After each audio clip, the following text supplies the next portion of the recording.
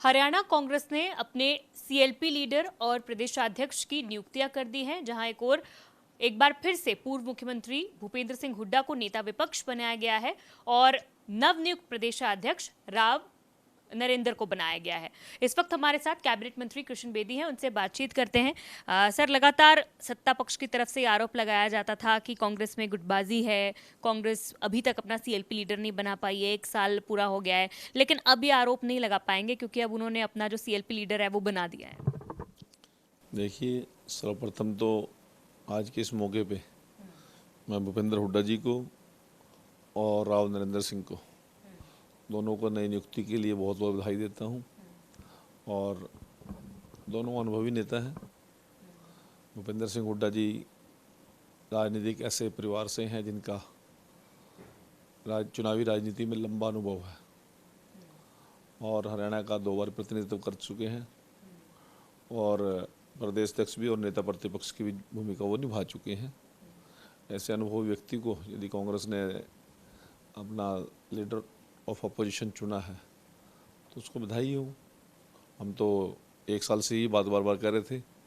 3 विधानसभा के सत्र हो चुके हैं कि नेता प्रतिपक्ष अभी तक कांग्रेस नहीं बना रही है। अब भी बनाया तो चलो, अब भी ठीक है। और दूसरी तरफ राव नरेंद्र जी स्वयं मंत्री रहे हैं, पिताजी राव बंसी सिंह जी भी मंत्री रहे हैं, पुराना राजनीतिक परिवार है। और यदि राव नरेंद्र सिंह जी को कांग्रेस पार्टी ने अवसर दिया है तो ये अच्छी बात है, मेरी ओर से बहुत बहुत बधाई। परंतु कुल मिला के रही कांग्रेस की स्थिति की बात, तो जो इनका एक स्वभाव है, इनके स्वभाव में जो बात है, जो तंवर के साथ हुआ, जो शैलजा जी के साथ हुआ, जो फूल चंद मौलाना जी के साथ हुआ, जो उदय भान जी के साथ हुआ, उसमें से मुझे कुछ अलग नज़र नहीं आता कि कुछ अलग होगा। क्योंकि यदि भूपेंद्र हुड्डा गुट में रहेगा वो तो ठीक है, और जिस दिन वो वहाँ किसी प्रकार की कोई दिक्कत आएगी तो शुरुआत वहीं से होगी जहाँ औरों की हुई है। और इसी प्रकार से यदि वो वहाँ नहीं रहता तो फिर उसका कोई वजूद मुझे नहीं लगता कि रह पाएगा। क्योंकि राव नरेंद्र कोई बहुत फील्ड का नेता तो है नहीं। ठीक है, पिताजी मंत्री रहे, विधायक रहे, उसे भी मौका मिला और मंत्री बने। और जिस प्रकार के कांग्रेस के लोग बयानबाजी कर रहे हैं और अन्य लोग बयानबाजी कर रहे हैं, उससे तो लगता ही है कि राव नरेंद्र सिंह कोई मास लीडर तो है नहीं, ड्राइंग रूम लीडर है। और कांग्रेस ड्राइंग रूम में ऑलरेडी है, वहीं तक वो रहेगी, उसका ज़्यादा कोई फैलाव होने वाला नहीं है। परंतु आज की इस अवसर पर मैं दोनों नेताओं को अपनी शुभकामनाएं भी देता हूं, बधाई भी देता हूं। और रिजल्ट आ जाएंगे कुछ दिन के बाद। जिस प्रकार का सिर्फ फुटबॉल कांग्रेस में होता है वो। अच्छा, 2024 में जो रिजल्ट्स रहे विधानसभा चुनावों के, उसमें कांग्रेस सबसे बड़ी वजह यही मानती है कि कांग्रेस तो यही मान रहे हैं कि हारते हारते जीतते जीतते रह गई और इस बात का उन्हें मलाल है, और इसकी सबसे बड़ी कमी जो है वो संगठन न होना मानते हैं।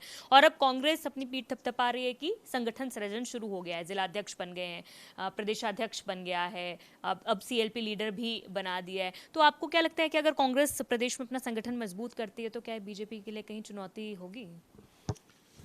देखिए, आज यदि अध्यक्ष की और सीएलपी लीडर से ही यदि सरकार बनती तो जेजेपी के पास अध्यक्ष भी था और उनके पास नेता भी थे, इनेलो के पास भी थे, बीएसपी के पास भी है सारा मामला। सरकार तो कहीं आस पास भी नहीं है।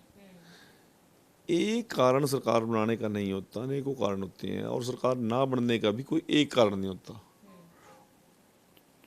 तो आपने 5 साल तक कितने लोगों के कितने मुद्दे उठाए, लोगों की सड़कों पे या धरातल पर कितनी लड़ाई लड़ी। 5 साल कांग्रेस के लोग धरातल पे जाएंगे नहीं, सड़कों पे लड़ेंगे नहीं, आपस में लड़ेंगे, ड्राइंग रूम में बैठ के लड़ेंगे, अखबारों के माध्यम से लड़ेंगे। तो जनता, डेमोक्रेसी में जनता सब कुछ देखती है, और जब देखती है तो फिर चाहे आप सीएलपी लीडर बनाओ चाहे प्रदेश अध्यक्ष बनाओ, सरकार सपोर्ट नहीं बना करती। और अभी भी कांग्रेस की स्थिति पिछले 10-11 साल से वही की वहीं खड़ी है, उसके अलावा कुछ नहीं है। पूरी राजनीति भूपेंद्र हुड्डा परिवार के कांग्रेस के आसपास घूम रही है, और उसके अलावा कांग्रेस के पास कुछ बचा भी नहीं है। बस गाहे बगाहे बयानबाजी देने के लिए दो आदमी रख रखे हैं। एक शैलजा जी कभी कभी बोल लेती हैं, वो जब बोलती हैं तो वो हुड्डा जी के खिलाफ बोलती हैं, हुड्डा जी के खिलाफ बोलता है, पक्ष में तो बोलते ही नहीं। और सभी लोगों के बीच में जाके जब चुनाव लड़ते हैं तो मुख्यमंत्री का नाम लेकर चुनाव लड़ते हैं, पीछे चाहे कुछ हो चाहे ना हो। तो स्थिति तो यही है। आज कांग्रेस में बहुत कुछ बचा नहीं है। नवीन जिंदल बहुत बड़ा औद्योगिक परिवार कांग्रेस को अलविदा कह चुका है। कुलदीप बिश्नोई भजनलाल जी का परिवार अलविदा कह चुका है। इसी प्रकार से रणजीत चौटाला जी, देवीलाल के ब्लड, वो भी कांग्रेस को अलविदा कह चुके हैं। चौधरी धर्मवीर जी, राव इंद्रजीत सिंह जी, तो कितने ही लीडर हैं जो कांग्रेस को अलविदा कह चुके हैं, या अलविदा कह के फिर वापिस अशोक तंवर जैसे फिर वहीं जाके बैठ गए, और कुछ बाकी बचा नहीं है। और जनता के हित के मुद्दे कांग्रेस के पास है भी नहीं है। ठीक है, लेकिन जिस तरह से आप ये कह रहे हैं कि गुटबाजी है कांग्रेस में, हालांकि वो सार्वजनिक मंचों पर भी देखने को मिलती है, लेकिन अब जैसे राव नरेंद्र हैं, वो आज सुबह से ही, कल देर रात उन्हें नियुक्ति हुई। आज सुबह सबसे पहले वो रणदीप सुरजेवाला के पास गए, फिर भूपेंद्र हुड्डा के पास गए, फिर चौधरी बीरेंद्र सिंह के पास गए। तो ऐसे कहीं ना कहीं वो सबको साधने के प्रयास कर रहे हैं, और कांग्रेस के नेता भी यही कह रहे हैं कि सबको साधने का प्रयास करेंगे और सबको एक साथ लेकर चलेंगे। तो एक नई उम्मीद कहीं ना बिल्कुल ठीक है, उसको सारे काम करने चाहिए, करेंगे भी। परंतु आप पूछ लेना उनसे कि वीरेंद्र सिंह का बेटा पद यात्रा निकाल रखे जाएंगे उसमें। वो तो कह रहे हैं मैंने इनवाइट किया है। उसने इनवाइट किया ना, वो जाएंगे क्या? या भूपेंद्र हुड्डा वहाँ जाएंगे क्या? चलो सभी की बात छोड़ दो, जयप्रकाश सांसद उसी लोकसभा से है, जाएगा क्या? कुछ नहीं है, कहीं पर भी नहीं है।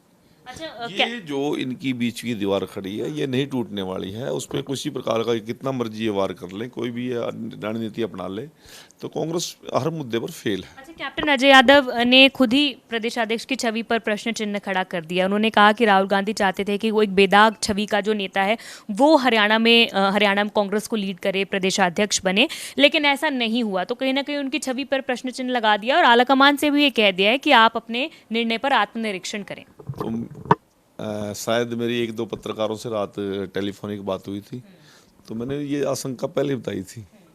मैंने कहा था कि मुझे एक तो यही डाउट अभी कि ये फेक न्यूज़ ना हो, कभी कांग्रेस के लोग ये एक लेटर निकाल दीजिए तो गलती से लेटर चला गया, ऐसी कोई ना हमारी अभी डिसाइड नहीं हुआ। चलो अब तक ये फाइनल मान भी लें, परंतु थैले से बिल्ली आने वाली है बाहर, और शुरुआत हो गई है। कैप्टन अजय सिंह यादव जी ने शुरुआत कर दी है, और वो बिल्ली कूदेगी बाहर। अभी थोड़ी देर के बाद किसी और का बयान आएगा। अभी रामपाल माजरा जी की प्रेस देख रहा था, किस प्रकार की वो बात कर रहे हैं। अब मैं बहुत कुछ आज टिप्पणी करने की उसमें नहीं मेरा मूड है कि अभी कोई टिप्पणी, बहुत जल्दबाजी होगी। परंतु जिस प्रकार के रिजल्ट आएंगे, आपसे छुपे हुए नहीं है, और आप अनुभवी पत्रकार हैं, और अनुभवी पत्रकार है तो आपकी निगाह तो बहुत दूर तक है, सभी कुछ आपको पता है। परंतु कुछ शब्द आप मेरे मुंह से निकलवाना चाहते हैं। परंतु आज के दिन नवरात्रि का दिन है, अष्टमी, माँ दुर्गा अष्टमी की आज पूजा की हम सभी ने, आपने भी की है, और अभी नई नियुक्ति हुई है। अगली जब इंटरव्यू होगा तो फिर बताएंगे आपको, विस्तार पूर्वक जाएंगे धीरे करके आकलन करके उनके काम का, फिर आप उनके बारे में जिक्र करेंगे। लेकिन एक प्रेस कॉन्फ्रेंस कल चंडीगढ़ में अभय चौटाला ने भी की। अभय चौटाला ये कहते हैं कि कांग्रेस बीजेपी की बी टीम बन के काम करती है, कांग्रेस ये कहती है कि INLD बीजेपी की बी टीम बनकर काम करती है। आपकी बी टीम आखिरकार है कौन? नहीं, अब ये लड़ाई तो वो लड़ रहे हैं ना, हमें तो कोई वास्ता नहीं, ना बी टीम से वास्ता, ना मतलब। बीजेपी तो अपने संगठन के बलबूते पर और अपने नेतृत्व के बलबूते पर जनता के बीच में है। कभी यही चौटाला परिवार था जो बीजेपी को ये कहते थे कि ये चुन्नी की पार्टी है, और कभी कहते थे बीजेपी तो पता नहीं किसकी चुन्नी ओढ़ लेगी, किसका लत्ता ओढ़ लेगी। आज वही लोग एक दूसरे को बी टीम कहने में लगे हुए हैं। ये वक्त अपने आप सब कुछ कहलवा देता है, और सब कुछ सारी बातें हो जाती हैं। एक आखिरी सवाल मेरा ये है, लाडू लक्ष्मी योजना को लेकर अभी क्या अपडेट है? कितने डाउनलोड्स, कितने रजिस्ट्रेशंस हो गए? हालांकि आपको बहुत अच्छी रेटिंग मिल रही है, 4.3 की रेटिंग उसे मिली हुई है, और कई लाखों जो है वो डाउनलोड्स भी हुए हैं। कितनी महिलाओं ने पंजीकरण किया, और क्या उनके वेरिफिकेशन का कार्य विभाग ने शुरू कर दिया है? देखिए, 25 तारीख को हमने ये लॉन्च किया था ऐप, दीनदयाल लाडू लक्ष्मी योजना का। मुख्यमंत्री जी ने पंचकुला से किया, और 200 लोग स्थानों पर हमने इस कार्यक्रम को लोगों के बीच में जाके, बहनों के बीच में जाके उनको उनकी जिज्ञासा शांत करने के लिए, उनको अपलोड करने के लिए, उनको सारी सिस्टम में जोड़ने के लिए हमने इस बड़ा कार्यक्रम ये पूरे प्रदेश में किया।